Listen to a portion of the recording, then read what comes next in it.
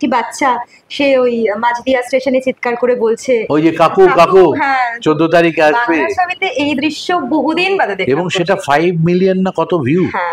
মানে কাকু আনবে কিন্তু ধূমকেতু আসছে। এর থেকে আনন্দের কিছু হতে পারে? আমরা একটা ছবি 10 বছর আগে বানিয়েছি, দেখো এরকম পুরনো বানানো ছবি অনেক বড় বড় হিট আছে। মুঘল-ই আজম, পাখিজা এর 16 বছর সময় লেগেছিল বিভিন্ন হার্ডল পেরিয়ে রিলিজ হতে। কাজে সেটা এক্ষেত্রে নতুন নয়।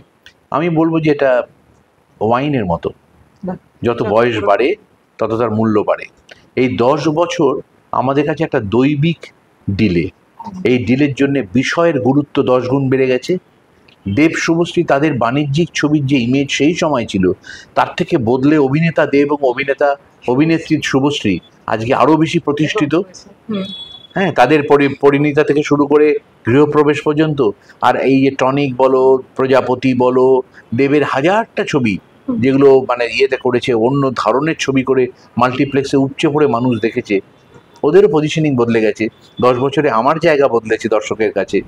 কাজে সেইখান থেকে দাঁড়িয়ে 10 বছর আগে দাগ সিনেমিডিয়া এবং দেব এটা দেখতে পেয়েছিল যেটা ছবিটা হওয়া দরকার, এই উন্মাদনা।